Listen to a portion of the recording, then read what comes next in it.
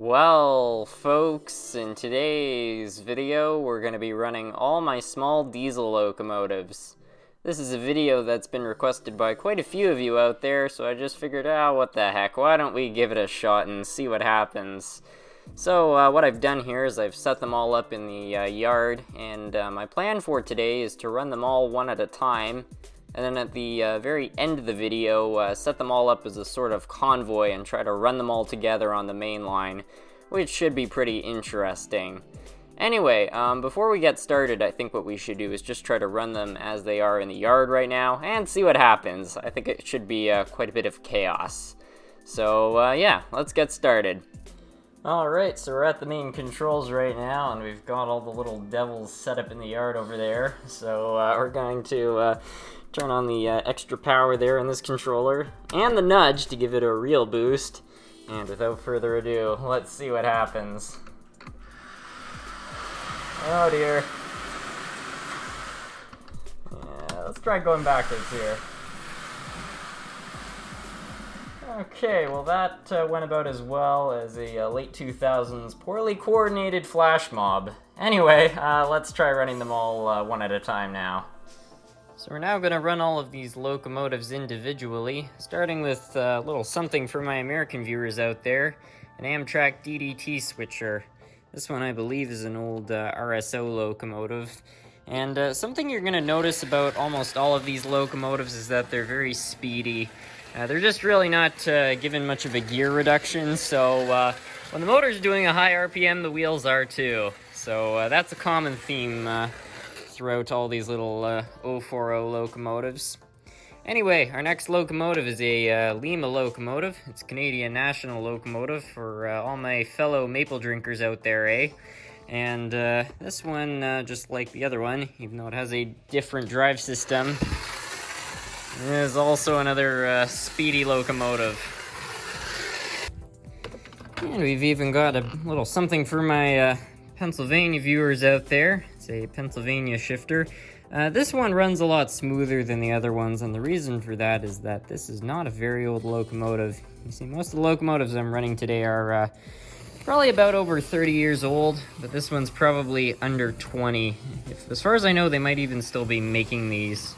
So, yeah, as a result, it's just a lot more smooth. Next off is this locomotive. I don't think it really has I don't think it belongs to any particular railroad, but I do really like this locomotive. It's an old Marx Locomotive. This thing is probably over 50 years old, would be my guess.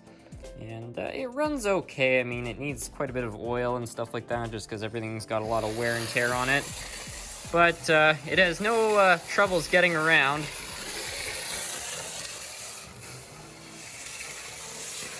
Yeah, quite a fan of this little locomotive. Another feature about it is it has a very short wheelbase, which unfortunately it doesn't make it so good for all of the switches on my layout. Yeah, it can navigate very, very sharp corners. That's the same reason, by the way, why I'm not operating this on the full layout, is because the switches on my industrial side of the layout would definitely cause a lot of these locomotives to have issues, just because the frogs are larger. Anyway, here we got one for the Ohio fans out there. Baltimore and Ohio's locomotive. I bought this thing for $5 too, which I thought was a pretty good deal. I believe it's an old RSO. And as you can see, it's a fine runner. Pretty happy with it. Really can't complain for a locomotive you only paid 5 loonies for. And next up is one. I got this in a lot. It's not in very good condition, but it does run. This is another RSO. I think it's an RSO.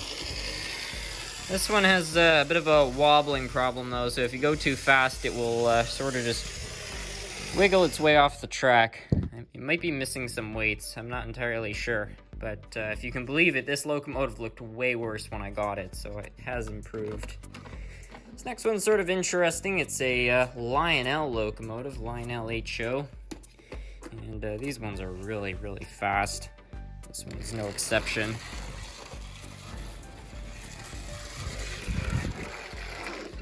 And it runs okay. It's not the greatest. I mean, these 040s only have 4 wheels, obviously, so they don't have the greatest contact area, which is why they're a bit stuttery. But it runs good for a locomotive of its age. This one right here is another model power. I bought this thing in 2015, so it's really not a high mileage locomotive. As a result, it runs pretty well. Yeah, this thing cost me $20 brand new in the box, which I thought was a pretty good deal. They might even still be making these again. I'm not entirely sure, but yeah, pretty good deal. Now I bought this locomotive right here. It's a pen line for only $5. It was actually being sold from the same vendor who sold me this locomotive. I really like this little 040. It might be the smallest 040 I actually own. Anyway, it's a pretty decent runner. It actually has a 5-pole motor in it, which is sort of special. Some of them have 3 poles, but yeah, it's got a 5-pole motor, and it definitely has been geared down.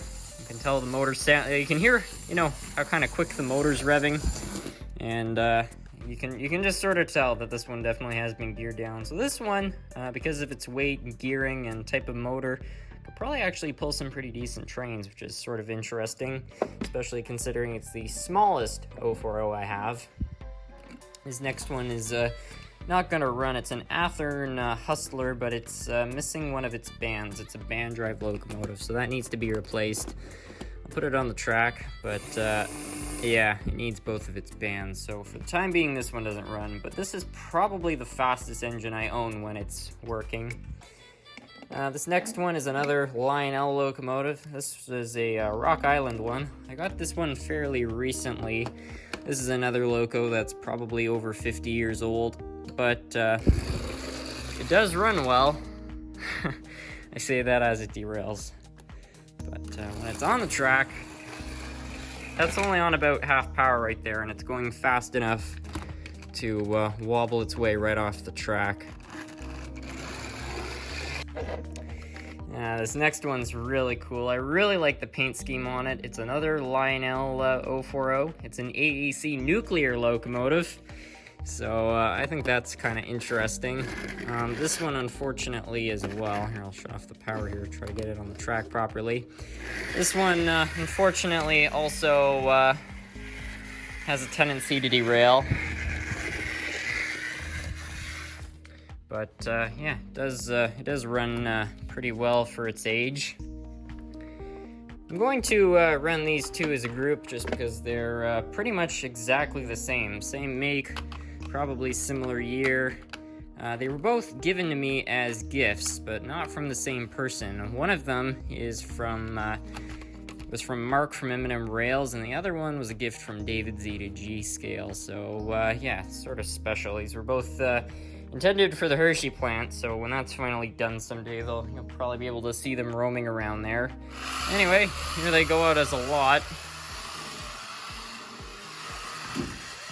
And they seem to have derailed as a lot, which is sort of funny. These are actually really well weighted, but yeah, the 040s are also not the sturdiest of locomotives, especially when you're running them at high speeds. This thing is very unusual. This is something that might actually be interesting to some of my viewers from England, because this is actually a Hornby Triang locomotive, although it's been custom painted to look like a Canadian National Switcher. This thing actually runs pretty well, but the only problem it has is that, unfortunately, the flanges are meant for 00 gauge track, 00 scale track. So they have a tendency to snag on a lot of my HO standard gauge track. So yeah, you'll see it kind of just gets a little stuck up on the switches there. But it is a unique engine, and I'm happy to have it as part of my collection. Now, finally, we've got our military locomotive. It's kind of a military green. This is another old RSO Ddt Switcher. I picked this thing up for like $15, which was a pretty good deal, I guess. Anyway, this thing doesn't run very well. The motor and gearing are all in fine shape as far as I can tell, but it's missing a traction tire, so unfortunately, well, it's actually not doing too bad, but when you get up to the higher speeds, like You see the motor's going kind of crazy there, and it's not getting much grip. So, yeah, that's the situation with that one. Anyway, that was running them all individually. Now we're going to put them all in the track as a group and see how they operate together. I'm going to edit out a few, because some of them are just going to derail, like that one. You know, just a few of them. Just a few that have little problems. All the ones that generally work, we're going to try to run them together and see what happens. This should be interesting. Alright, well, here they all are set up on the track. I tried to put them in an order which I think they'll work best in based off of how well they all run, but they're probably all going to wind up bunching up anyway. I also put the 5 you see right here off to the side just because they've got one mechanical problem or another and they just won't really work. So yeah, I just put those ones off to the side. But we're going to be running all the other ones together, and we'll see what happens. It might be total mayhem, or maybe it will work. I don't really know, but there's only one way to find out.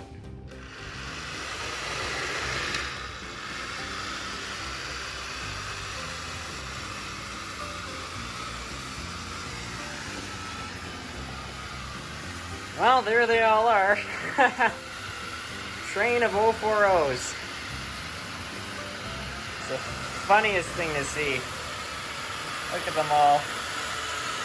Yeah, few are catching up.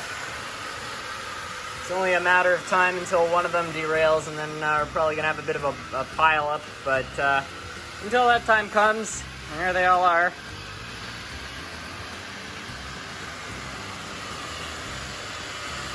It's funny, some of them fall behind and then they catch back up here. I think it has something to do with how much power the power pack is putting out. Alright, well, this is fun. I think it's time to really amp things up, if you know what I mean.